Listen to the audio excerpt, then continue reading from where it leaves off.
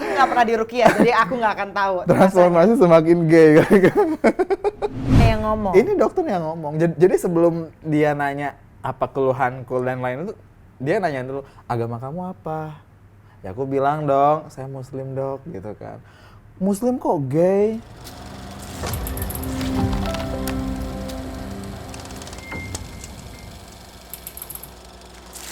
Pakai oat milk. Wow. Silahkan.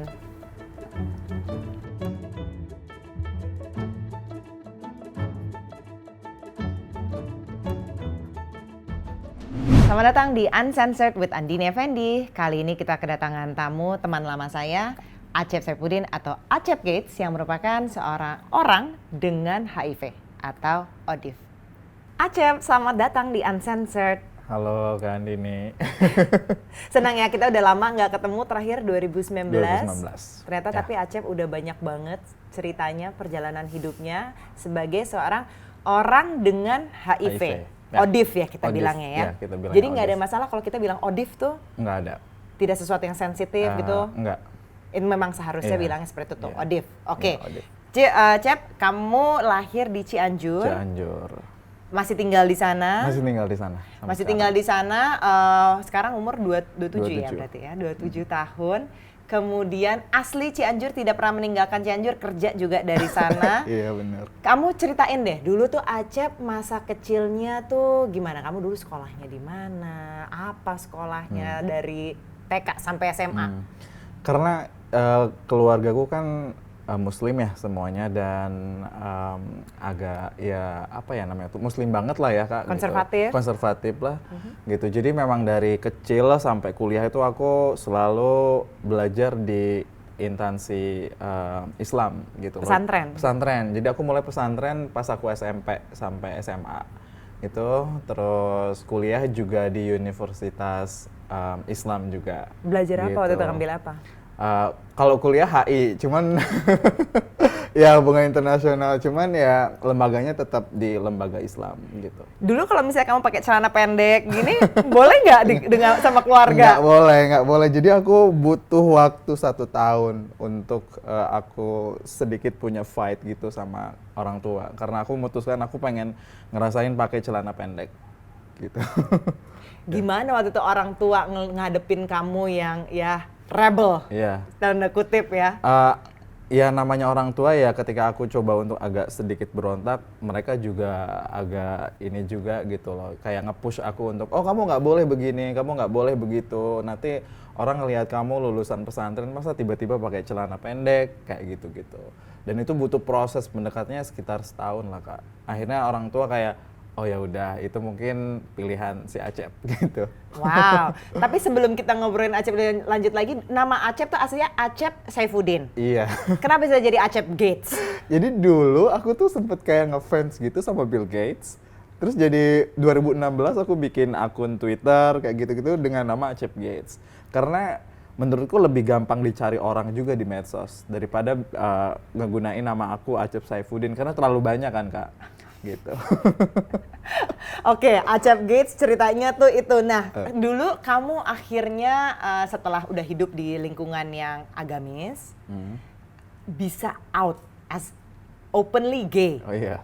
person, terbuka come Iya. out-nya, itu seperti apa, ceritanya gimana? Berawal dari tahun 2017. Waktu itu aku dapat beasiswa ke Amerika untuk pertukaran pelajar di sana dan Di salah mana? satu di Illinois, di salah satu universitas di Illinois. Waktu itu ada salah satu subjek study gitu tentang LGBT rights.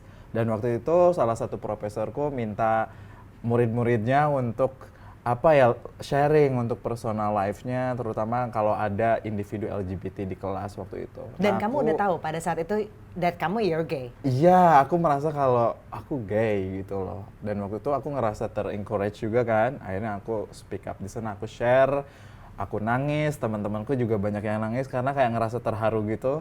Terus dosen-dosenku di sana juga peluk aku kayak gitu. Akhirnya momen itu jadi motivasi aku untuk bilang ke orang tua. Wow. Iya, seminggu setelah aku pulang dari Amerika, habis itu aku telepon ibuku. Aku nangis, mah aku mau cerita tapi jangan marah kayak gitu-gitu. Terus aku bilang, aku sebenarnya suka cowok gitu. Nah ibuku bilang, sebenarnya mama udah tahu, udah curiga istilahnya gitu. Mama nangis nggak waktu kamu cerita? Mama enggak waktu di telepon, cuman habis itu mama minta aku untuk pulang. Pulang, aku ketemu mama langsung sama ayah juga.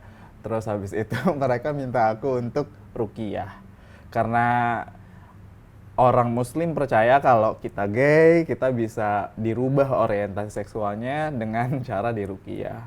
Kamu jalanin? Iya, 1 bulan aku diruqyah waktu itu. Terus apa? Ada transformasi kah? Aku nggak pernah diruqyah, jadi aku nggak akan tahu. Transformasi semakin gay. Semakin memantapkan identitas. Iya, soal identitas. Jadi memang karena sebelumnya aku juga ngelakuin ruqyah ya sebelum aku come out pas Kenapa aku waktu SMA. itu? Karena aku denial, karena kita di pemikiran kita kan dikonstruksi ya kayak oke, gay itu nggak boleh. Gay itu sesuatu yang abnormal. Jadi kita harus ngerubah diri kita. Makanya aku ngelakuin ruqyah pas aku SMA.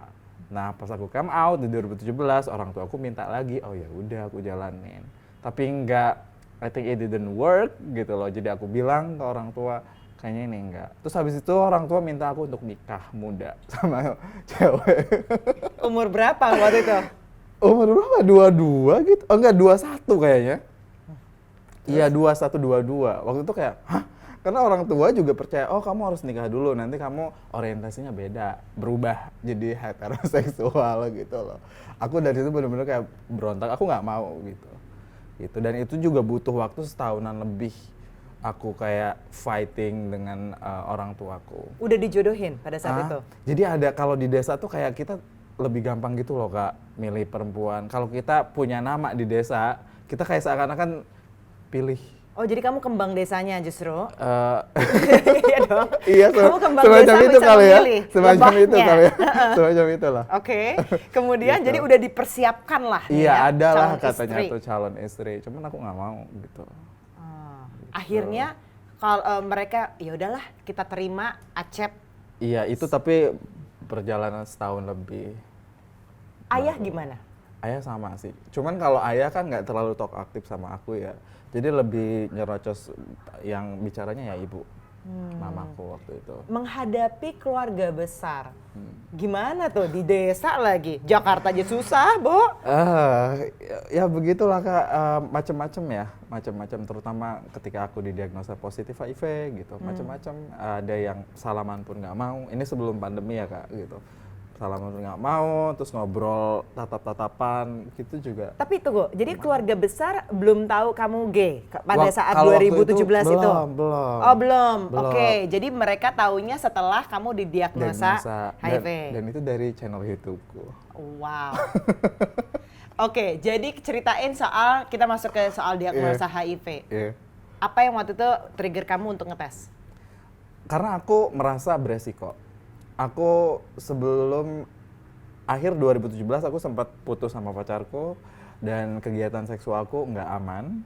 Makanya Artinya tuh kamu ada ganti-ganti pasangan? Tidak pakai pengaman. Oke, tapi tetap dengan satu orang?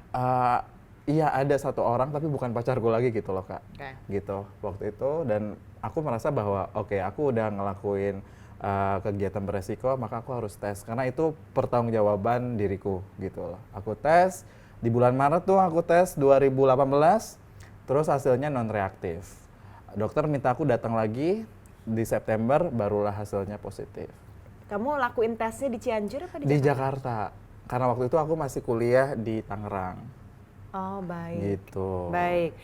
Ketika kamu akhirnya dapat diagnosa positif itu, apa yang ada di dalam pikiran kamu? Sedih, aku juga nangis, aku juga nyesel ada gitu loh. Cuman aku mikir, aku ngelakuin kegiatan beresiko ini tuh dengan tanpa paksaan.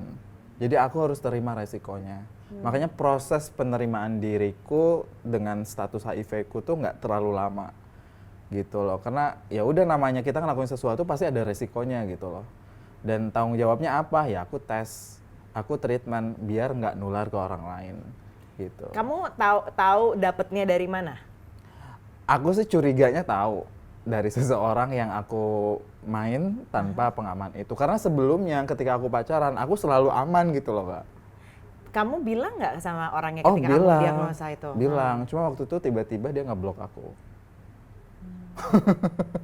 Iya, ngeblok aku dan ya udah. Jadi sekarang kita nggak tahu apakah dia juga Nah, beberapa positif. bulan kemudian si kakaknya itu nge-reach out aku lewat Instagram. Karena ternyata kakaknya si cowok yang pernah main sama aku, itu nonton videoku. Dan dia juga ternyata ada foto aku sama adiknya itu. Dan dia bilang ternyata adiknya udah meninggal di bulan pokoknya April 2019. Karena HIV. Iya, dan sebenarnya orang ini tuh udah tahu dia positif HIV tapi denial apa tidak bisa nerima sama statusnya. Akhirnya kayak ya udah aku mati aja gitu loh. Jadi ketika kalian bersama, dia sudah tahu Dia tuh sebenarnya udah statusnya, tahu, iya, tapi dia tidak nggak memberitahu mau. kamu. Iya, dan nggak mau treatment untuk HIV itu. Gitu. Ada rasa marah. Aku marah enggak sih, Kak? Aku justru kasihan. Kayaknya ini orang tuh butuh orang untuk dengerin gitu. Aku nggak pernah marah ke orang yang nularin HIV-nya karena itu resiko aku. Aku tanpa pengaman bukan dipaksa sama dia, tapi kita sama-sama mau gitu. Kalau kita sama-sama mau ya ada resiko gitu. Justru aku kasihan gitu, bukan aku nggak pernah benci sama orang gitu. Udah maafin juga, Iya. udah let go Iya. pada dasarnya. Iya gitu. Kamu kelihatan sih, karena Iya. kamu tenang banget. Iya kan, dengan kamu cerita ke orang-orang, nah itu cerita di YouTube kamu juga, Acep Gates, coba lo Iya. cek di YouTube. Artinya keluarga besar jadi tahu kan? Tahu. Jadi waktu itu kita kan punya grup WhatsApp member family gitu. Terus ada salah satu anggota keluarga besar yang nge-share video itu. Jadi semuanya tahu. Terus? Ya itu dia, pas aku ketemu sikapnya ada beberapa yang berubah. Gitu, salaman nggak mau, ngobrol juga nggak mau, kayak gitu. Kalau misalnya ada orang tua kamu gimana? Misalnya lagi duduk bareng nih, ada orang tua kamu, ada saudara Iya. kamu yang belum nerima kamu Iya. gitu, gimana? Jadi aku tuh kayak seakan-akan nggak ada di sana gitu loh. Kan kalau kita ngobrol tatap sini, tatap sana kan gitu. Aku tuh kayak nggak ada gitu loh. Kamu sedih nggak? Sedih, aku sempet nangis ke ibu. Cuman ibuku bilang ya udah nggak apa-apa, masih ada mama gitu. Gitu. Karena aku deket banget sama mama kan. Saya Tapi mama meninggal tahun 2000. 2021. Juni. Kamu gimana tuh, Cep, ketika mama yang selalu menjadi perisai Acep dalam society, dalam keluarga, tiba-tiba nggak ada? Kayak kiamat kali ya, Kak. Maksudnya kayak aku tuh kayak bingung waktu itu, kayak aku hidup ngapain nih kalau nggak ada mama gitu loh. Karena kayak misalkan aku keluar kota, keluar negeri, motivasi aku untuk pulang tuh ketemu mama. Meskipun aku masih punya adik, ayah, tapi aku lebih deket sama ibu kan. Gitu. Jadi setelah mama nggak ada tuh kayak I don't know what should I do. Gitu loh. Kayak motivasi aku untuk hidup lebih apa ya, kayak agak terhambat gitu loh sama kehilangan mama. Gitu. Karena aku cerita semua ke mama. Dimulai kisah cinta aku sama cowok kayak gitu, aku ceritain semua. Ini mama yang sebenarnya konservatif, Iya, masih tinggal di desa, bener. iya kan? Iya. Dan terima punya anak nggak hanya gay tapi dia juga positif Betul, HIV. Betul. Ini ibu kamu. Iya, makanya aku bangga banget sih. Pernah, maksudnya aku bangga dilahirin di ibuku gitu. Apa yang akhirnya bikin kamu tuh tetap kayak ya berjuang terus gitu loh. Setelah mama udah nggak ada, terus kan kamu juga sebenarnya makin giat nih untuk ngomongin soal diri kamu. Apa yang memotivasi itu? Yang pernah sebenarnya aku lebih pengen lebih apa ya, menerima diriku sendiri juga, kayak oh this is me, dan mungkin juga apa yang aku lakuin juga bisa jadi mungkin sedikit motivasi bagi orang-orang yang sama sepertiku. Karena beberapa orang ada yang nge-DM, oh semenjak aku ngikutin kontenmu aku ngerasa nggak sendiri gitu loh, Kak. Karena mungkin mereka juga struggle, nggak ada teman, nggak ada cerita gitu loh. At least ketika mungkin mereka nonton videoku, oh ternyata ada ya orang yang sama kayak gue gitu loh. Gitu. Itu kalau kamu dapat komen-komen kayak gitu gimana sih, Cep, rasanya? Dulu komen-komen yang touching gitu ya, Kak. Iya. Kayak nggak nyangka aja. Karena aku ngelakuin ini tuh buat diriku gitu loh, Kak. Bukan untuk, gue ngelakuin ini supaya dipuji orang atau apa, enggak. I'm just doing it for me gitu, for myself. Outlet kamu kan, supaya Iya, kamu keluar gitu. Iya gitu loh, karena aku udah capek gitu loh, kayak kenapa sih gue harus pura-pura terus kayak gitu-gitu. Banyakan mana tuh yang mengapresiasi atau yang menghujat sampai mengancam? Sebenarnya kalau dilihat dari ininya lebih banyak yang suportif sih, Kak. Cuman kadang karena kita manusia ya, kadang kita terlalu fokus sama orang yang ngehujat kita gitu loh, sampai akhirnya lupa sama orang-orang yang baik sama kita gitu, yang support kita. Gitu. Apa tuh, Cep, yang paling parah kamu pernah terima ancamannya atau hujatannya? Lebih ke bunuh gitu sih, Kak. Kayak nanti kalau gue ketemu lu, gue bunuh ya, gue cincang itunya ya, kayak gitu-gitulah. Bahasa-bahasa yang kayak gitu. Masih sampai sekarang? Kalau sekarang aku sayangnya jarang lihat komen, jadi kayak ya udahlah terserah gitu. Kalau awal-awal itu selalu aku bacain tuh komen-komen di channel YouTubeku, gitu. Oh my God. Terus ini menarik banget. Kamu masih masih peduli nggak sekarang? Karena udah 2022, kamu udah out udah lama, kamu udah jadi aktivis juga, kan? Masih peduli kah komentar-komentar yang negatif itu, baik di sosial media ataupun stigma persepsi orang-orang? Namanya manusia pasti ada sih, Kak. Cuman nggak terlalu kayak dulu. Kalau dulu tuh kayak terlalu dimasukin ke hati gitu loh. Kalau sekarang, oh ya udah memang gue sakit hati baca ini, tapi oh ya udah gitu loh. Gitu. Nggak terlalu dipikirin banget gitu. Apa yang kayak bikin kamu jadi kayak nge-fuel kamu nih makin gencar? Apakah karena kamu benar-benar pengen ceritain tentang diri kamu, atau karena mungkin mamah juga? Campur tangan mamah gitu sampai saat ini? Dua-duanya sih. Jadi aku memang ya pengen tetap jadi diriku, pengen tetap jadi orang yang autentik gitu loh, Kak. Kemudian juga ya karena kekuatan mama juga yang ngedidik aku, maksudnya dengan berbagai macam problemanya gitu loh. Sampai aku ngerasa, oh I'm strong, maksudnya sampai sekarang masih hidup gitu, masih bertahan gitu. Tapi kan ini ya, aku mau ngomongin soal stigma. Dia orang kan bilang, ih lo gay, pasti lo tuh kena AIDS deh. Ya. Dan itu orang tuh selalu gitu, padahal yang kena AIDS belum tentu gay juga, banyak banget yang lain. Betul. Iya kan? Betul. Itu coba deh kita ngomongin soal stigma itu dan gimana kamu bisa ngelawan, di mana kamu sebenarnya ya you're gay and then you're positive. Iya. Gimana tuh coba?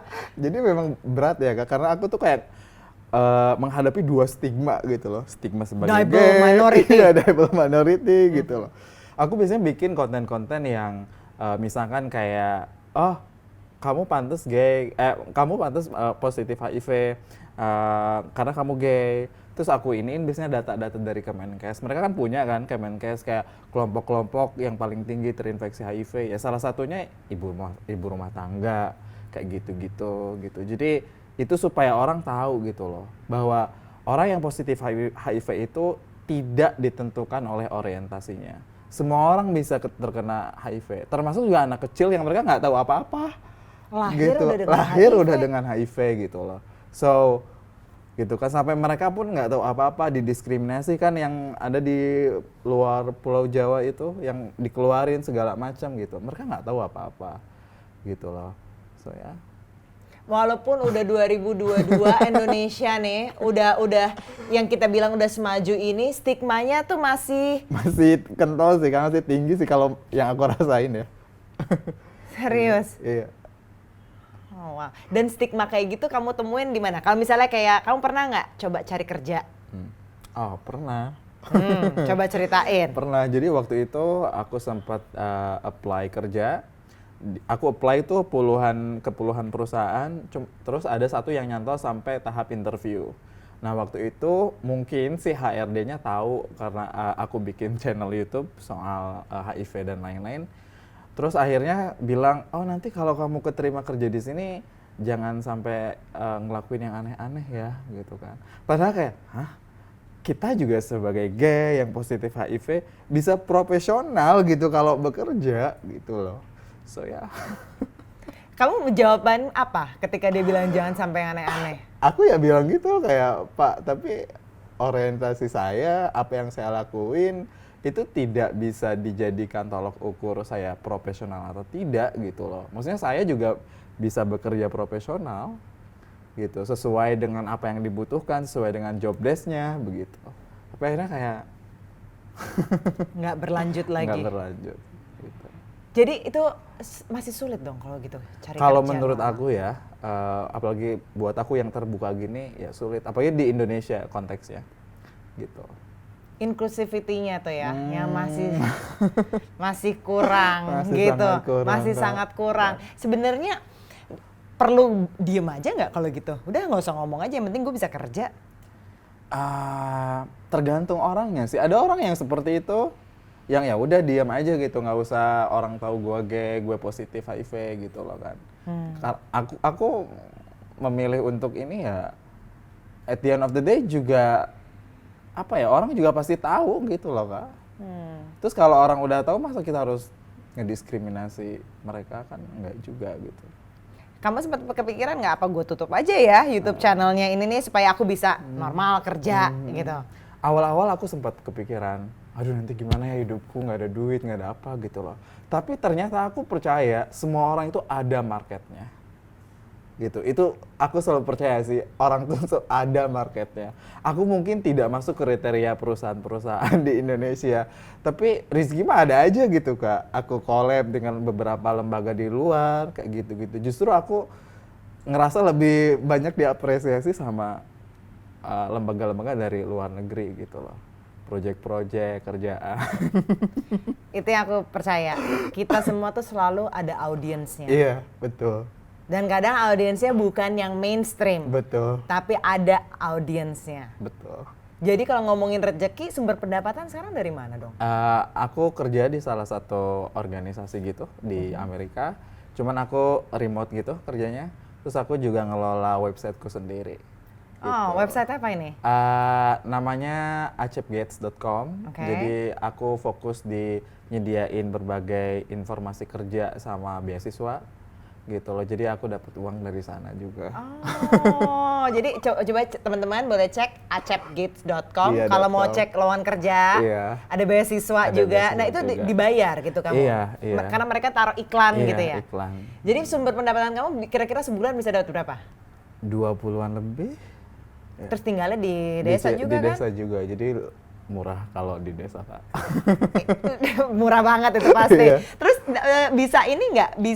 Bisa investasi nggak? Iya, aku lagi cicil sawah lah sekarang. Alhamdulillah, alhamdulillah. Itu sesuatu yang orang tua kamu mau juga kan? Iya. Kayak gimana tuh waktu Iya. itu? Siapa yang mau dan kenapa mereka mau kamu investasi? Orang tua aku minta aku untuk punya tanah, sawah kayak gitu karena mereka paham aku nggak akan nikah sama perempuan tentunya. Jadi mereka khawatirnya aku nggak ada pegangan di masa tua. Makanya sekarang aku di-push untuk mempersiapkan itu gitu loh. Istilahnya kalau aku udah punya cadangan buat masa tua, aku bisa lebih enjoy nantinya gitu. Jadi kamu sekarang udah mulai cicil Iya, cicil sawah. tanah, sawah. Ini yang lebih menerapkan itu siapa? Papa atau mama? Ayah. Oh, ayah. Iya. Kenapa ayah tuh ini kekeh banget ini? Nggak kamu? tahu ya, maksudnya kayak karena ayahku tuh tipe orang yang bukan komunikatif, tapi kayak lebih kamu harusnya begini gitu loh. Kalau ibuku yang nyampeinnya supaya lebih aku gampang nerimanya gitu loh. Mungkin itu bahasa cintanya ayah Iya, ya. iya bahasanya begitu. Bahasa cintanya Bahasa ayah. cintanya. Kamu sama ayah jadi lebih dekat nggak setelah mama meninggal? Berusaha sih. Cuman kan namanya kita punya karakter yang agak beda ya, agak susah gitu loh. Meskipun kita sekarang satu rumah, tapi agak jarang ngobrol karena orang tua ya ayahku itu bukan yang talk aktif gitu. Dia juga menjadi perisai nggak ketika ke keluarga? Tentu kalau itu. Oh ya, seperti apa tuh kalau papa ini? Ya kalau aku misalkan ngeluh, kalau biasanya kan disindir-sindir nikah ya kan, kayak gitu-gitu. Jangankan kamu, aku juga disindir. Iya gitu, jadi kita semua disindir. kita semua ya. Ya ayahku coba untuk, udahlah katanya tuh, maksudnya fokus aja kita mah gitu loh, nggak usah mikirin orang lain gitu. Oh ya, dia melawan juga nggak ke orang lain kalau misalnya kamu bisa diomongin atau apa? Kalau ayahku nggak kayak ibuku ya, lebih kayak nge-prevent akunya gitu loh. Kalau ibu kan lebih ke ayo lo gitu. Oh ya. Ibu pernah nggak tuh berantem sama keluarga? Lebih ke omongan sih. Oh kamu jangan ini lagi lah, jangan omongin ke si Acep begini gitu loh. Kalau ayahku lebih ke aku, udahlah jangan di ini gitu. Oh wow, berarti support keluarga tuh penting banget Iya, ya? orang tua. Penting banget ya? Penting banget. Itu nggak banyak loh, Cep. I know. Nggak banyak orang tua yang bisa support seperti itu. Iya kan? Iya. Not only like being positive, being gay aja. Oke. Susah gitu Iya, kan? betul. Itu kamu banyak nggak dapet cerita-cerita atau komen orang share sama kamu di mana mereka ya kurang dapat Iya, dukungan? mereka juga banyak banget sih Kak, struggle-struggle dari mereka. Kayak ada yang sampai dipecat kerja, kayak gitu-gitu. Ada yang diusir juga sama orang tuanya, gitu. Dan aku mikirnya dulu semakin tinggi degree seseorang, pendidikan orang tuh akan semakin lebih gampang menerima. Ternyata teman-temanku juga yang S3 kayak gitu-gitu orang tuanya, temanku diusir dari rumahnya. Karena takut, oh kamu nanti coreng keluarga kita, kayak gitu. Itu yang sedih sih, gitu. Kamu apa yang pengen kamu tuh sampein ke keluarga-keluarga yang harusnya jadi pendukung orang-orang seperti kamu? Itu apa yang kamu pengen sampein ke mereka? Aku sih pengen mereka lebih memahami ya. Maksudnya, karena kita nggak pernah tahu, mungkin suatu hari nanti mereka juga punya anak yang gay, yang lesbian, yang positif HIV, who knows? Gitu loh. Maksudnya, apa ya, kamu nggak harus suka padaku, tapi menghargai kan nggak susah-susah amat gitu loh Kak. Gitu loh. Selama kita nggak saling ganggu sih kalau aku gitu loh. Ya udah. Karena orang persepsinya masih, apalagi kalau gay aja ya, itu Iya. pasti nular. Iya. Betul. Nular. Iya, HIV betul. apalagi lah, udah Apalagi virus HIV gitu kan. gitu kan. Tapi gay pasti nular. Hey, halo. Benci juga menular ya. Kebodohan lebih menular lagi. Betul. Betul. Itu yang sebenarnya lebih parah. Kebodohan tuh lebih menular kebodohan. lagi daripada HIV dan being gay gitu, which is sebenarnya nggak nular. Cep, jadi yang ini yang orang juga harus tahu. Kondisi HIV positif, artinya kamu harus minum obat seterusnya. Iya, sampai obat HIV untuk menghilangkan virusnya ada. Dan kita kan belum tahu ya sampai kapan. Itu untuk apa ya, Cep ya? Kalau untuk minum obat itu? Itu untuk mereduce angka HIV di kita. Virusnya. Jumlah virusnya. Jadi nanti akan kalau kita terus-terusan minum, itu kita akan dicek kan, namanya viral load, untuk tahu kadarnya segimana lagi. Nanti kalau udah nyampe di angka tertentu, itu artinya kita tidak bisa menularkan ke orang, meskipun kita berhubungan seks tanpa pengaman. Makanya orang HIV itu masih bisa menikah, masih bisa punya anak juga. Gitu. Tanpa menularkan ke Tanpa pasangannya. menularkan ke pasangan dan anaknya. Itu kamu harus cek seberapa sering that viral load-nya itu. Aku biasanya 1 tahun sekali. Oke. 1 tahun sekali, nanti akan ada apa namanya tuh hasilnya, terus nanti akan diceritain sama dokter. Oke. Gitu. Terus nanti kalau biasanya dicek juga fungsi hati kayak gitu-gitu. Makanya sebenarnya aku semenjak positif HIV itu kayak lebih intens ngejaga kesehatan gitu Kak. Aku dulu sebelum positif HIV boro-boro ngecek apa fungsi hati, fungsi ginjal. Sekarang kan dicek masih sehat enggak kayak gitu-gitu. Jadi apa kiat-kiat kamu supaya bisa jaga, maintain semuanya sehat? Tentunya obatnya harus rutin, nggak boleh telat, nggak boleh bolong-bolong, olahraga rutin juga. Harus itu? Iya, kalau aku ya Kak, kalau olahraga kayak coba untuk nge-gym, kayak gitu-gitu. Jangan terlalu banyak begadang, gitu. Terus stres juga harus di-maintain sih. Berarti sebenarnya kamu lebih sehat dong dari kita yang sehat. Makanya pola hidupku tuh kayak jadi lebih sehat daripada sebelum aku positif. Karena kamu jaga badan istilahnya, iya kan? Iya bener. Wow, wah oke. Itu yang orang tuh juga nggak tahu gitu loh sebenarnya. Sekarang berarti status kamu udah seperti apa nih kalau dicek terakhir? Namanya undetect, tidak terdeteksi. Makanya ada campaign U equals U. Artinya? Undetectable equals untransmittable, tidak menularkan, tidak terdeteksi sama dengan tidak menularkan. Oke. Gitu. Artinya karena memang kamu udah bisa menjaga badan kamu supaya Iya. virusnya tidak berkembang. Iya, gitu. Tapi tetap ada. Tapi di tetap situ. ada, cuman kadarnya nggak banyak, makanya nggak bisa nularin. Hmm. Gitu. Itu secara gamblangnya sih, Kak. Dan aku mau kan sempat cerita soalnya ke tim aku, kamu mau ke Jakarta sekalian ngambil obat. Iya. Kenapa? Emang obat tuh hanya ada di Jakarta? Kebetulan aku milihnya di Jakarta karena aku kan di Cianjur ya, tapi Ada nggak di Cianjur tapi? ada di setiap daerah tuh ada, Kak. Pasti ada? Pasti ada, apalagi di RSUD. Cuman ya aku ada problem soal dokter di daerahku. Kenapa? Terlalu judgement, kayak aku pernah ngecek gitu kesehatan seksualku juga di sana, terus kamu harus bertobat, kamu harus bla bla bla gitu. Ini dokternya yang ngomong? Ini dokter yang ngomong. Jadi sebelum dia nanya apa keluhanku dan lain itu, dia nanya dulu, agama kamu apa? Ya aku bilang dong, saya muslim dok, gitu kan. Muslim kok gay? Kayak gitu-gitu. Kayak gitu-gitu lah. Muslim kayak apa ya, kayak kok positif? Kayak gitu. Astagfirullah, langsung Iya. gitu. Makanya waktu itu kayak, enggak deh gitu. Aku lebih baik ke Jakarta. Terus kalau kamu jawab apa tuh ketika di diagnosa Aku sempet debat. mental? Aku sempet debat, Kak. Karena menurut Psychiatric Association di Amerika yang sumber ininya soal isu ini gitu loh. Homoseksual itu udah bukan lagi dianggap penyakit gitu, udah dihapuskan gitu loh. Tapi dokter ini tetap nggak percaya. Ya udah.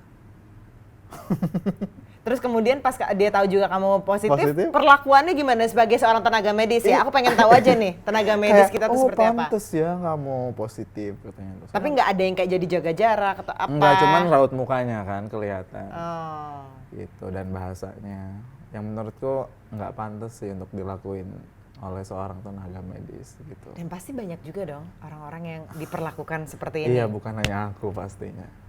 Ada nggak tuh yang cerita kayak gitu Ada, ke kamu? Ada. Jangankan di Cianjur, Kak, di Jakarta juga masih ada. Yang bener. Bener. Kan aku juga pertama kali tes HIV di salah satu rumah sakit di Jakarta. Aku sempat diusir. Kamu nggak boleh tinggal lagi di Indonesia, soalnya kamu gay. Kelompok kamu yang nularin HIV di Indonesia tuh. Makanya dari situ aku trauma, terus aku nyari rumah sakit, sampai akhirnya aku nemu salah satu rumah sakit di Jakpus, dan sampai sekarang. Karena lebih treatmentnya lebih Karena baik. lebih baik gitu, enggak judgmental gitu. Ini sebenarnya balik lagi ke ya teman kamu yang akhirnya sudah meninggal karena mungkin nggak dapat treatment. Betul. Ini pasti banyak yang lecep yang seperti yang teman-teman kita nih di Indonesia yang nggak bisa, bukan nggak bisa mungkin takut untuk cari akses. Betul. Gimana tuh, Cep? Memang kita harus berjuang tanpa takut ya, Kak, kalau untuk nyari akses gitu. Dalam arti bukan takut kita harus takut menghadapi perlakuan orangnya gitu loh. Karena kan gampang sebenarnya. Kita tinggal ke rumah sakit, ke puskesmas, beres. Tapi pas kita ke rumah sakitnya atau ke puskesmasnya, kita siap nggak kalau ketemu dokter yang judgmental? Itu yang sebenarnya yang menurutku berat bagi orang-orang yang beresiko terinfeksi HIV. Makanya kan banyak orang, ya udahlah aku malas ke rumah sakit karena dokternya begini. Padahal obat tersedia. Padahal obatnya gratis, tersedia. Nunggu hasilnya juga 1-2 jam udah beres. Gitu loh. Jadi bukan berarti kita nih kekurangan Menurutku infrastruktur, bukan. tapi kita kurang terbuka di sini sama di sini. Iya, maksudnya menurutku ya udah, maksudnya masalah orientasi dan lain-lain itu urusan individu gitu loh, Kak. Maksudnya kita datang ya udah obatin gitu kan, keluhannya apa. Menurutku lebih nggak usah bawa-bawa masalah personal orang gitu loh, itu sih. Karena nggak semua orang mau untuk nyeritain dan dijudge seperti itu. Gitu. Tapi seorang Acep Saifuddin alias Acep Gates akhirnya berani untuk kayak aku tidak mau hidup dengan validasi orang lain gitu. Itu apa momentumnya waktu di Amerika itu? Waktu di Amerika. Waktu di Amerika, tapi kayak akhirnya terus-terusan. Kan lu makin terbuka, orang kan makin banyak yang goyangin. Udah aku terus aja, udah hajar aja. Ya waktu orang banyak ngebenci kayak gitu-gitu juga ngaruh banget sih, kayak oh ya udah aku harus terus juga aku juga sempat di fase-fase aku takut susah dapat kerja dan lain-lain juga itu jadi semangat aku juga gitu loh. Karena aku percaya, oh ternyata aku juga ada marketnya gitu. Ngomongin market, untuk cinta gimana? Cinta. Gimana? Aduh complicated Kak kalau ngomongin cinta. Oh itu tuh memang complicated, Iya. aku pun tahu itu. Tapi kalau buat kamu Wah, gimana? apalagi gitu kan. Apalagi. Aku terakhir pacaran 3 tahun lalu. Pacarku juga positif HIV. Gitu. Orang Indonesia? Orang Indonesia gitu. Cuman ya akhirnya Ketemu di? dia sebenarnya salah satu subscriber aku Kak. Wow. Akhirnya nge-reach out aku di Instagram, ngobrol-ngobrol, ketemu dan lain sebagainya. Akhirnya jalan beberapa bulan, memutuskan untuk ya udahlah kita komit aja gitu. Aku pikir dulu kalau kita sama-sama positif HIV kita bakal lebih langgeng gitu loh. Tapi ternyata dalam hubungan tuh menurutku nggak bisa dijadiin sih, nggak bisa dijadiin landasan ya soal positif atau enggaknya gitu. Karena nggak ngaruh juga ternyata. Gitu. Kalau untukku. Tapi dengan kamu terbuka gini as a gay person, as a positive gay individual, artinya kan kamu sebenarnya udah terfilter tuh. Betul. Banyak nggak sebenarnya yang ngedeketin? Banyak, cuman ya ada sebagian yang diskret juga kan, mereka yang belum open. Kadang juga mereka takut kalau kita ngedate. Misalkan aku makan bareng sama mereka di restoran, terus beberapa cowok yang, aduh nanti kalau kelihatan orang gimana ya aku jalan sama kamu? Kan orang udah tahu kamu gay, terus nanti kalau orang juga tahu aku gay gimana? Itu yang complicated sih Kak. Terus nanti orang tuaku kan mau minta aku nikah sama cewek. Terus aku, kayak gitu-gitulah. Dan itu kan sebenarnya di luar kontrol kita kan? Betul. Kalau udah kayak gitu, maksudnya betul. orang yang benar-benar untuk berani mau sama kamu ya artinya udah memang Iya. pilihannya dia untuk Iya, mau iya. sama kita. Betul. Iya kan? Betul. Akhirnya kamu nyari lagi nggak? Untuk sekarang sih enggak. Aku kayak lebih ya udah kalau suatu hari kita sama-sama match gitu kan, why not? Tapi kalau enggak ya udah. Aku pengen lebih enjoy aja sekarang.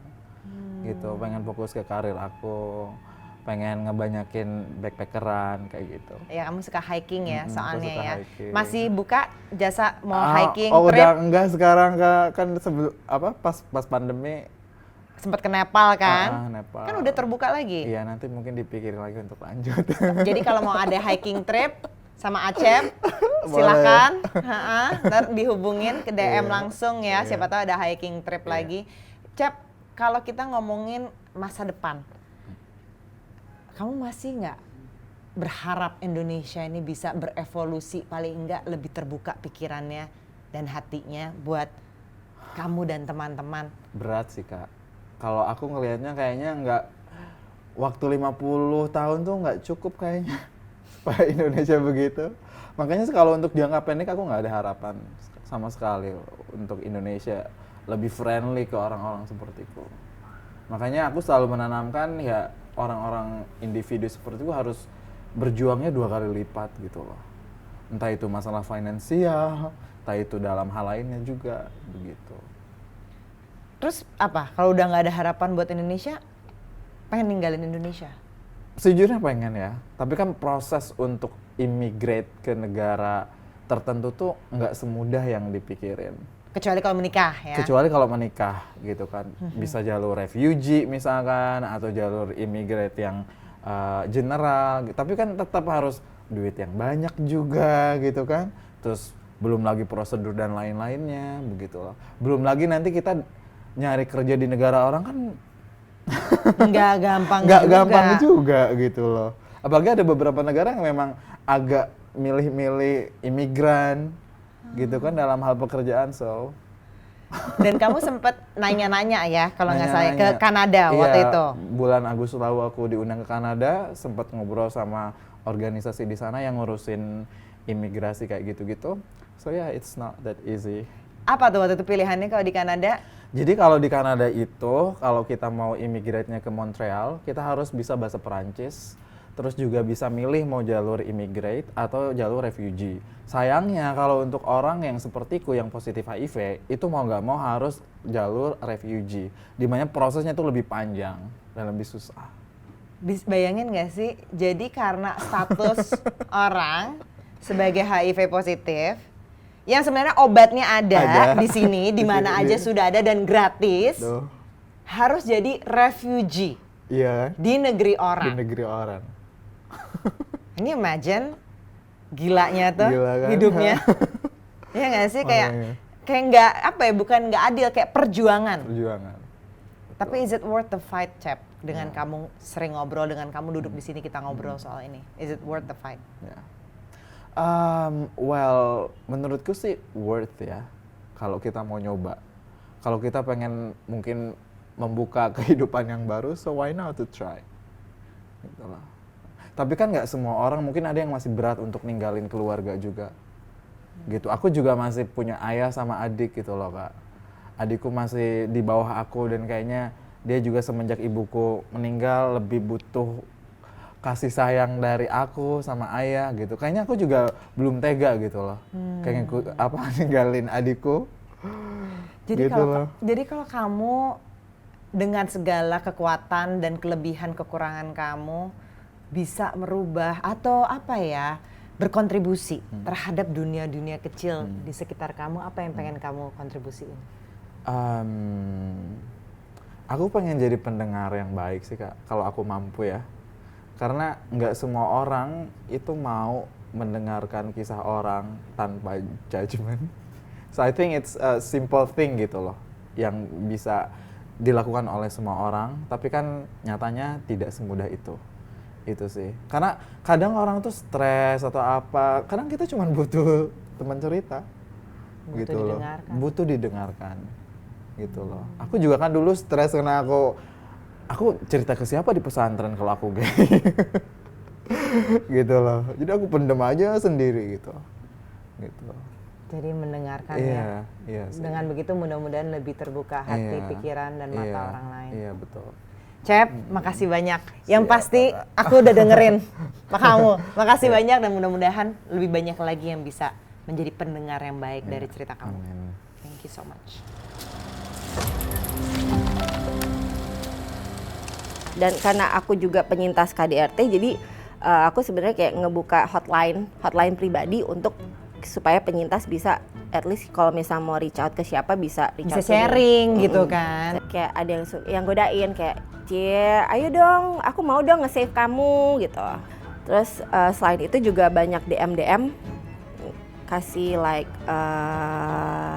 gambar-gambar tidak senonoh. Kayak apa? Ngomong aja nih uncensored. Oke, alat kelamin. Thank you for watching. This program is part of Cauldron Talks. Selain di YouTube, teman-teman bisa nonton di Facebook Watch dan dengarkan di Spotify atau Apple Podcast. Cari Cauldron Talks. If you enjoy it, please share with others.